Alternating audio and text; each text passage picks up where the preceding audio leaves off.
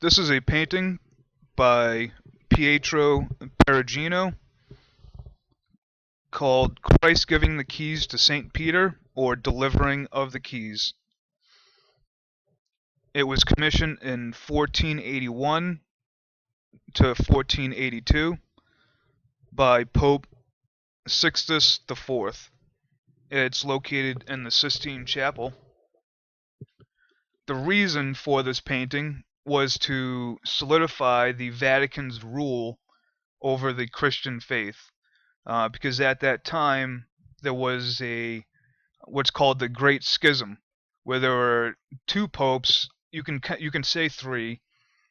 I believe one was in France and one was in the Vatican, obviously, and they were battling over who has the right to be the center of the Christian faith.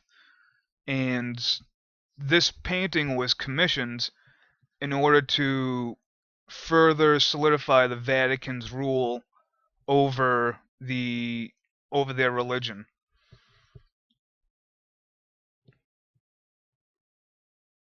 What this is depicting is the Christ handing over the keys to Saint Peter. Obviously, this is Christ. Here we have the keys to the temple, to heaven, and this is Saint Peter here. Okay, Saint Peter being significant because he was the first pope, and that's one of the reasons why this scene is being depicted during that Great Schism. And this is taken from Matthew 16.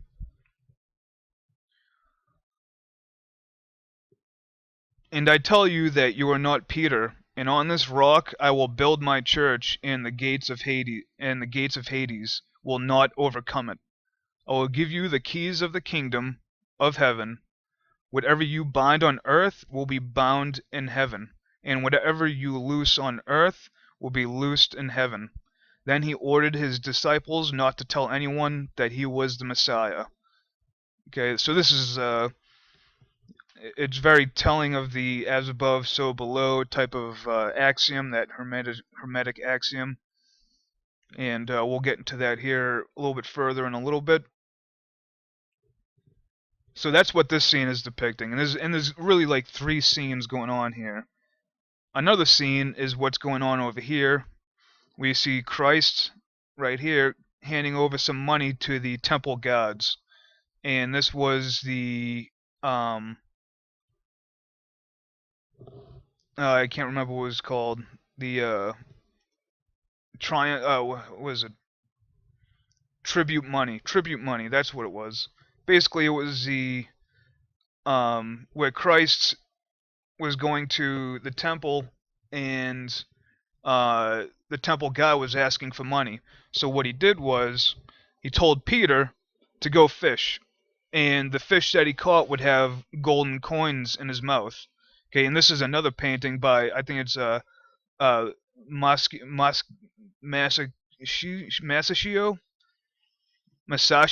Yeah, Masaccio. And here we see Christ telling Peter to go fish, and this is Peter taking out the gold coin from the fish's mouth, which Saint Peter used to pay the temple god in order to let them pass. So that's what the tribute money is, and that's what this scene is depicting here. On the other side, we see the stoning of Christ. Here we see Christ and people throwing stones at him. This is from John 8:59. At this they picked up stones to throw at him, but Jesus hid himself and slipped away from the temple area. Alright, so this is all basically like one giant scene, but broken up into separate occasions. So let's take a look at the lower part of this painting. So we can tell that these are all the 12 disciples here because of their halos. Here we can see Judas, and Judas is generally depicted as being more darker, sinister looking. That's kind of indicative in Leonardo da Vinci's The Last Supper. And you can also see he has his hand down here in his coin purse, kind of driving that fact even further into the ground. So this is Judas, and Judas's depiction in the Bible is much different than the Gnostic depiction of Judas. So it's very telling type of thing. In the Gnostic scriptures, he's basically the twin of Jesus, and he is not what the Catholic faith makes him out to be. We can see this guy giving him a very dirty glare. As we go on, we see some more of the disciples. Christ giving the keys over to St. Peter.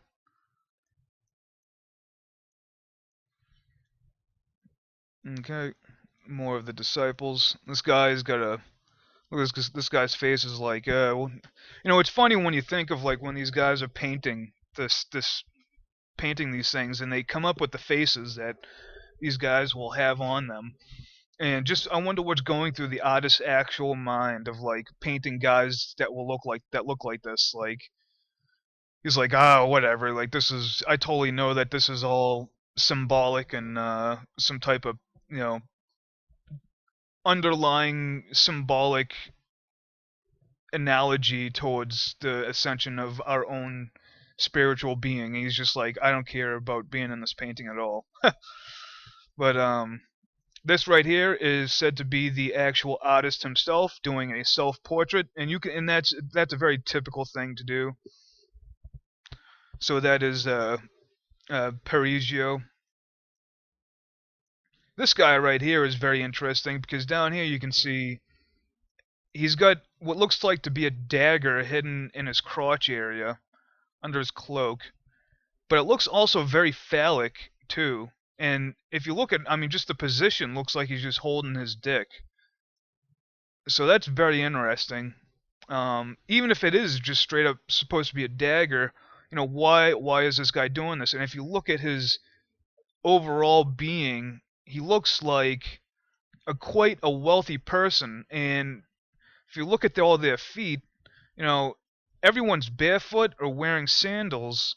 I mean, except for, these guys got very simple shoes on. But if you look at this guy, he's got golden shoes, red stockings. I mean, he's got this like giant wreathed necklace on, probably all gold, with this red cap on. Very interesting. And he has a dagger. So this guy has got some type of reason to be here. If we go down further, one of the more obvious symbols that I'm sure many of you are familiar with is the compass and the square. Here we can see this gentleman holding up his finger, either pointing towards the compass, and the compass is pointing up. And here we see the square, his hand pointing down, and the square is also pointing down. This is another reference to the as above, so below ideology. And obviously, the connections between Freemasonry, Hermeticism, and I mean, pretty much any other type of occult sciences. So that's this bottom part here, and we already went over this scene going on back here, and this scene going on over here.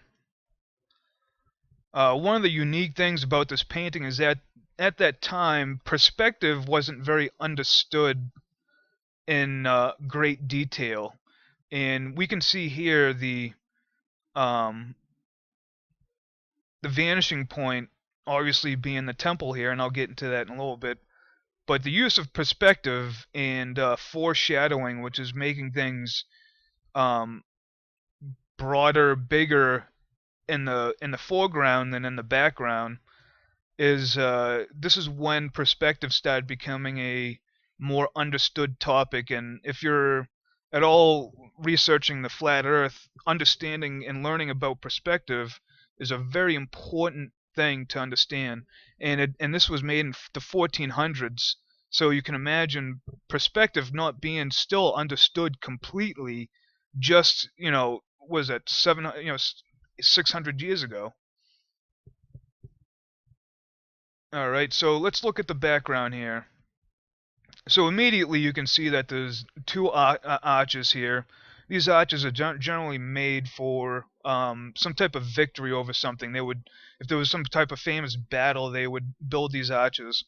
Immediately we can see that there's two of them, one being white, one being black, or very dark. And if you look at the background that they're contrasted by, the white one is much more natural, and the black one is kind of strange with this very strange looking tree here. The engravings on here in Latin, these all equate to basically one phrase going from left to right, and what that says is, "You, Sixtus, unequal in riches but superior in religion to Solomon, have consecrated this vast temple."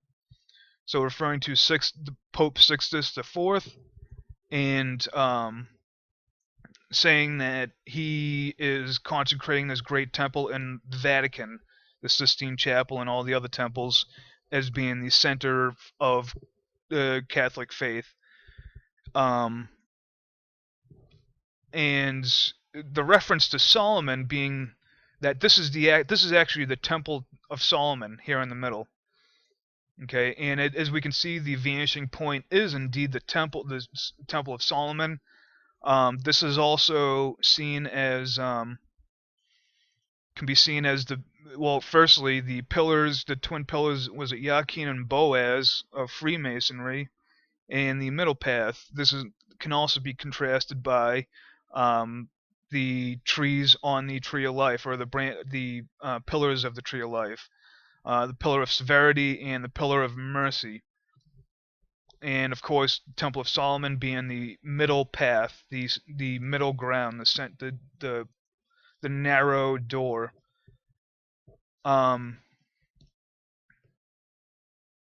So if you take a look at the Temple of Solomon here, there's a little engraving or some type of mural here of what looks like to be a guy hunting, and a bunch of other people look like they're hunting and chasing after this whatever was slaughtered. And that can be, I'm not sure, but it can be a ram, or that can be a bull.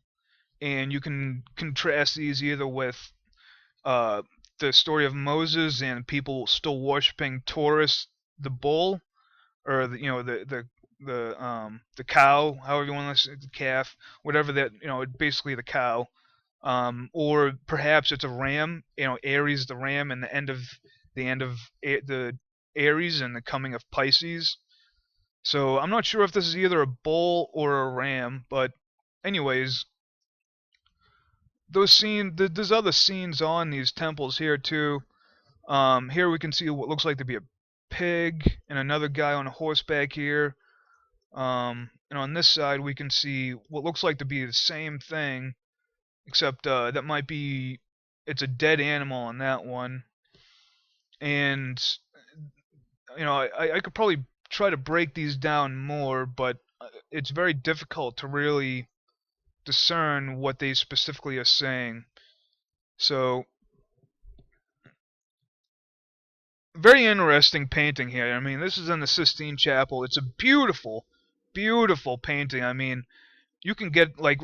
This is a very good quality um, download of it, and I mean, as you can see, I'm like zooming in. You can see the cracks from the wall that it's painted on in the temple. It's an amazing copy. I love looking at these things. Um,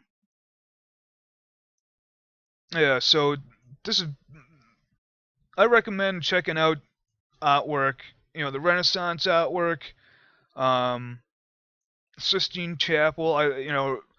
They they they paint these things for a reason, and it's just funny trying to think of what's going on in the artist's mind when these things are happening. I don't think there's really anything else I wanted to go over. Um, so that's pretty much it here. Oh yeah, the keys are obviously symbolic of the Vatican symbols, right? The Vatican keys, their logo. So Anyways, very interesting.